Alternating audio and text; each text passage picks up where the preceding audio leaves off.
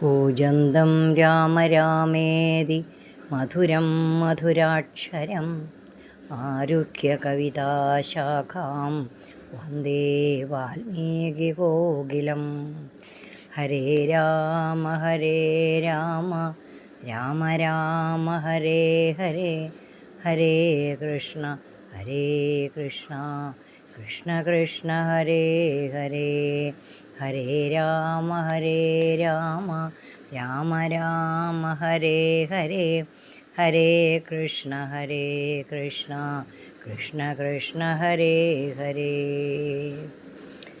സീതാസ്വയംവരത്തിനു ശേഷം ദശരഥ മഹാരാജാവും ശ്രീരാമചന്ദ്രനും സ്വജനങ്ങളോടും പരിവാരങ്ങളോടും കൂടി അയോധ്യയിലെത്തി. സസുഖം വാഴുമ്പോൾ ഒരു ദിവസം നാരദൻ അവിടെ ചെന്ന് ശ്രീരാമചന്ദ്രനെ മുഖം കാണിച്ചു.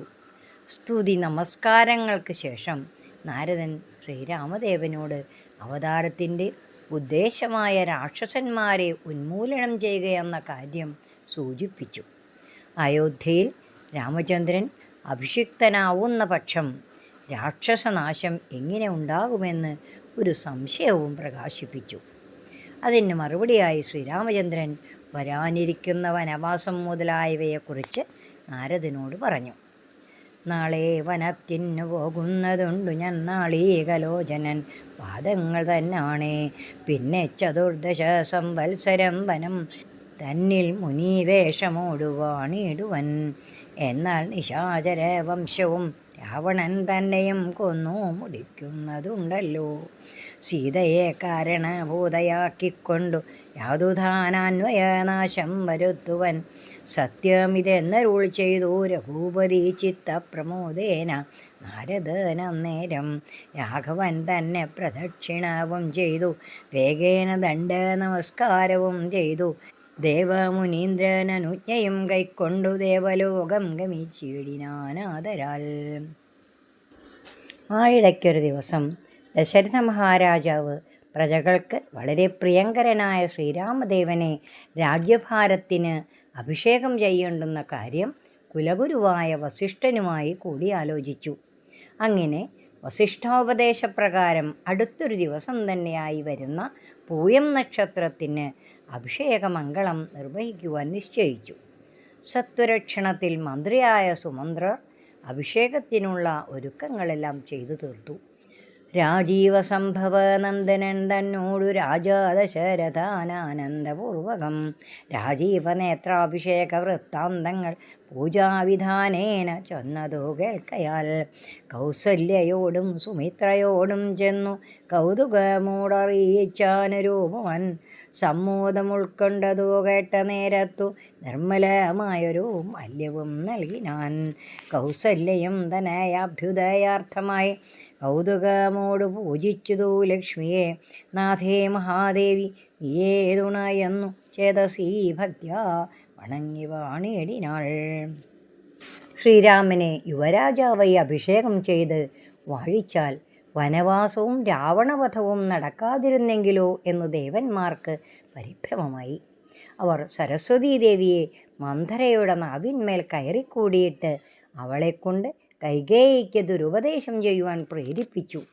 അതിൻ്റെ ഫലമായി മന്ധര കൈകേയിയോട് ഏഷണികൾ പറഞ്ഞ് മനസ്സുമാറ്റാൻ തക്കവണ്ണം പ്രവർത്തിക്കുകയും ചെയ്യുന്നു. അത്രയേറെ ദുര്യുക്തികൾ കേട്ട് വിശ്വാസം തോന്നിയ കൈകേയി അഭിഷേക വിഘ്നം ലക്ഷ്യമാക്കി മഹാരാജാവിനോട് പണ്ടേ പറയാൻ നീട്ടിവെച്ചിരുന്ന 2 വരങ്ങൾ ചോദിച്ചു. അവയിൽ ആദ്യത്തേതുകൊണ്ട് കൈകേയി സ്വപുത്രനായ ഭരതൻ്റെ അഭിഷേകവും മറ്റേതുകൊണ്ട് ശ്രീരാമദേവൻ്റെ വനവാസവും ആയിരുന്നു ആവശ്യപ്പെട്ടത്. അതനുസരിച്ച് ശ്രീരാമൻ്റെ യുവരാജാവായുള്ള അഭിഷേകം മുടങ്ങി. രാമനും സീതയും ലക്ഷ്മണനും വനത്തിലേക്ക് യാത്രയാവുകയും ചെയ്തു. അയോധ്യാവാസികളും അവരുടെ കൂടെ ഇറങ്ങിത്തിരിച്ചു. കേകയാപുത്രിക്കു പണ്ടു വരം നൃപനേകിനാൻ പോലതു കാരണം രാഘവൻ പോകുന്നിതു വനത്തിനു ഭരതനും വാഴ്കെന്നു വന്നുകൂടും ധരാമണ്ഡലം. പോകനാമെല്ലാം വനത്തിനു കൂടവേ രാഘവൻ തന്നെ പിരിഞ്ഞാൽ പൊറുക്കുമോ? ഇപ്രകാരം പുരവാസികളായുള്ള വിപ്രാദികൾ വാക്കുകേട്ടോരനന്തരം വാമദേവൻ പുരവാസികൾ തമ്മോടു സാമോദമേവ മരുൾ ചേരി നന്നേരം.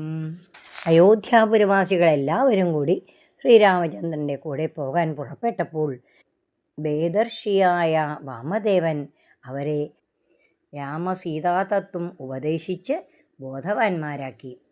ശ്രീരാമൻ മഹാവിഷ്ണുവും സീതാദേവി ലക്ഷ്മീ ഭഗവതിയുമാണെന്നും അദ്ദേഹം അവരോട് പറഞ്ഞു. മഹാവിഷ്ണു മുൻപ് മത്സ്യമായി അവതരിച്ച് ഹയഗ്രീവനെ വധിച്ചതും കൂർമ്മമായി മന്ദരശൈലത്തെ പൊക്കിയതും ഹിരണ്യാക്ഷനെ വധിച്ചതും നരസിംഹാവതാര കഥയും വാമനാവതാര കഥയും പരശുരാമാവതാരവും എല്ലാം വാമദേവ മഹർഷി പൗരന്മാരോട് വിസ്തരിച്ചു പറഞ്ഞു കൊടുത്തു. രാത്രിഞ്ചരകുലമൊക്കെ നശിപ്പിച്ചു ധാത്രിഭാരം തീർത്തു ധർമ്മത്തെ രക്ഷിപ്പാൻ ആദ്യനജൻ പരമാത്മാപരാപരൻ വേദ്യനല്ലാതെ വേദാന്ത വേദ്യൻ പരൻ നാരായണൻ പുരുഷോത്തമനവ്യയൻ കാരണമാനുഷൻ രാമൻ മനോഹരൻ രാവണനിഗ്രഹാർത്ഥം വിഭീനത്തെന്നു ദേവഹിതാർത്ഥം ഭ്രമിക്കുന്നിതെന്നതിൽ കാരണം മന്ധരായല്ല കൈകേകിയെല്ലാരും ഭ്രമിക്കായക രാജാവുമല്ലല്ലോ വിഷ്ണു ഭഗവൻ ജഗന്മയൻ മാധവൻ വിഷ്ണു മഹാമായ ദേവി ജനകജ സൃഷ്ടിസ്ഥിതിലയകാരിണി തന്നോടും പുഷ്ടപ്രമോദം പുറപ്പെട്ടിരുന്നപ്പോൾ ശ്രീരാമദേവനും ലക്ഷ്മണനും സീതയും വനത്തിലേക്ക് യാത്രയായി. രാത്രിയാകുമ്പോഴേക്ക് അവർ തമസാ നദിയുടെ തീരത്തിലെത്തി. അവരെ അനുഗമിച്ചിരുന്ന പൗരന്മാരും അവിടെ ശ്രീരാമൻ്റെ കൂടെ തങ്ങുവാൻ നിശ്ചയിച്ചു. അവരെല്ലാം ഉറക്കത്തിലായപ്പോൾ രാമലക്ഷ്മണന്മാർ സീതയോടും കൂടി അവിടെ നിന്നും യാത്ര തുടർന്നു. നേരം വെളുത്തപ്പോൾ അയോധ്യാവാസികൾ ശ്രീരാമനെ കാണാതെ അയോധ്യയിലേക്കു തന്നെ തിരിച്ചു പോവുകയും ചെയ്തു. ശ്രീരാമൻ ഗംഗാതീരത്തുള്ള ശൃംഗിവേരപുരിയിൽ എത്തിച്ചേർന്നു. അവിടെ വെച്ച് ഗുഹനെ കാണുകയും തൻ്റെ വനവാസാദ്യ കാര്യങ്ങൾ വിസ്തരിച്ച് പറയുകയും ചെയ്തു.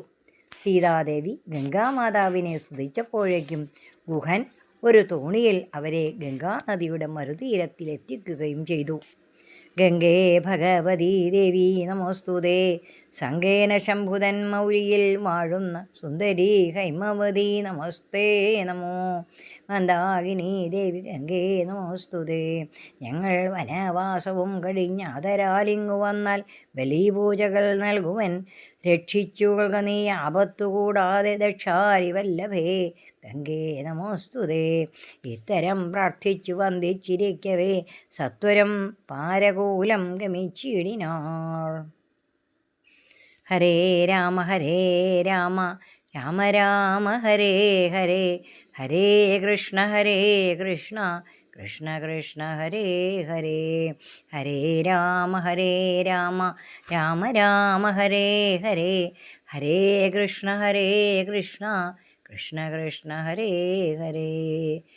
രാമചന്ദ്രായ നമഃ.